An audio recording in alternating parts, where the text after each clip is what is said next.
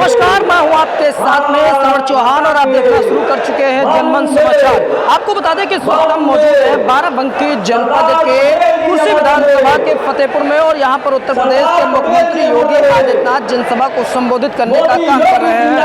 आपको जानकारी के लिए बता दें कि यहां पर सरदार वल्लभ भाई पटेल की 150वीं जयंती समारोह का कार्यक्रम हो रहा है, जिसमें भारी संख्या में लोग पहुंचे हैं। मैं इधर कहूँगा कि इस तरीके से देख सकते हैं कि कितनी भारी संख्या में यहाँ पर जो भीड़ है वो एकत्रित हो गई है। और इसके अलावा यहाँ पर तमाम योजनाओं का शिलान्यास भी उत्तर प्रदेश के मुख्यमंत्री योगी आदित्यनाथ करेंगे। इसके साथ साथ में अगर बात की जाए यहाँ पर तमाम विकास कार्यों की, तो उसकी डॉक्यूमेंट्री फिल्म भी लोगों को दिखाने का काम करेंगे। उसके बाद सरकार की द्वारा चलाई जा रही योजनाओं के बारे में विस्तार से जानकारी देंगे। तो इस पर उत्तर प्रदेश के मुख्यमंत्री योगी आदित्यनाथ क्या कुछ कह रहे हैं, आइए आपको दिखाते हैं।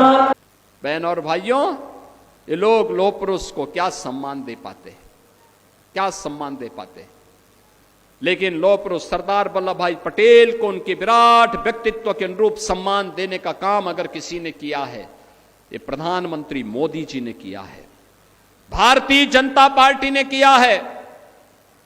बाबा साहब भीमराव अंबेडकर को सही मायने में सम्मान देने का काम किसी ने किया है तो यह भारतीय जनता पार्टी और प्रधानमंत्री मोदी जी ने किया है।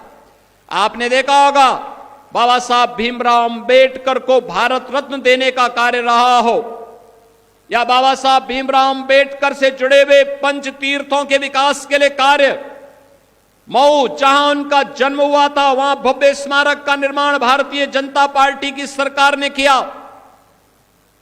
बाबा साहब ने इंग्लैंड में उच्च शिक्षा जिस भवन में रह करके अर्जित की थी, उस भवन में जब ब्रिटिश सरकार उसको बेच रही थी तो भारत से प्रधानमंत्री मोदी जी ने टीम भेज करके उस भवन को खरीदा। उस भवन में बाबा साहब भीमराव अंबेडकर की स्मारक बनाने के साथ ही अनुसूचित जाति जनजाति के छात्रों को उच्च शिक्षा के लिए एक शोध केंद्र के रूप में से विकसित करने का काम भी इंग्लैंड की धरती पर किया है। इतिहास केवल पढ़ने की नहीं, आत्मावलोकन का एक अवसर भी हम सबको देता है। इतिहास की गलतियों का परिमार्जन जितनी जल्दी हो सके हमें करना चाहिए और इतिहास के गौरवशाली क्षणों से प्रेरणा प्राप्त करके आगे के भविष्य को स्वच्छ और सुंदर बनाने में हमें योगदान देना चाहिए। और इसीलिए हम सब आज आपके बीच में आए हैं। आज भारत एक नए भारत के रूप में हम सबके सामने है। आपने देखा होगा प्रधानमंत्री मोदी जी के नेतृत्व में पिछले 11 वर्ष में भारत की जो यात्रा निकल रही है, बहुत शानदार यात्रा के साथ भारत आगे बढ़ा है।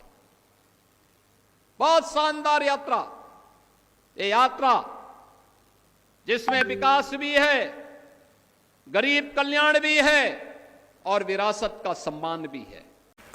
बहनों और भाइयों, मथुरा, वृंदावन, बरसाना, गोकुल, बलदेव, गोवर्धन, इन तीर्थों के विकास का कार्य भी डबल इंजन की सरकार कर रही है। और पश्चिमी उत्तर प्रदेश में भागवत भूमि के रूप में जाने जाना वाला सुख तीर्थ हो या फिर विदुर कुटी, इन सब के विकास के लिए पूरा महादेव में एक भव्य स्थल कॉरिडोर बनाने का काम भी वहां पर भी ये डबल इंजन की सरकार कर रही है। आज उत्तर प्रदेश विरासत के सम्मान को भी आगे बढ़ा रही है और विकास के लिए भी पूरी प्रतिबद्धता के साथ कार्य करते हुए आगे बढ़ रही है। और बहनों और भाइयों, विरासत का सम्मान कैसे होना चाहिए? अगर महादेवा का विकास हो रहा है तो हॉकी के लिए अपना पूरा जीवन समर्पित करने वाले इस बाराबंकी के ही लाल केडी सिंह बाबू की हवेली को भी एक भव्य म्यूजियम के रूप में विकसित करने का काम यह भी हमारी सरकार यहां पर कर रही है। बहनों और भाइयों, यही नहीं, इस धरती पर अनेक ऐसे महापुरुषों ने जन्म लिया है जिन्होंने देश की आजादी के लिए अपना पूरा का पूरा जीवन समर्पित भाव के साथ काम किया। और बाराबंकी के लिए अभी जीएसटी जो रिफॉर्म हुए हैं, खास तौर पर यहां के अन्नदाता किसानों के लिए, जो लोग यहां पे मेल्था का उत्पादन करते हैं, उनके लिए खुशखबरी कि जो सिंथेटिक मेल्था होता है उस पर तो जीएसटी आज भी 18% रहेगी, लेकिन अन्नदाता किसान जो उत्पादन करेंगे उस पे 18 से घटा करके 5% मात्र किया गया है जीएसटी, जिससे अन्नदाता किसान को लाभ हो सके। प्रधानमंत्री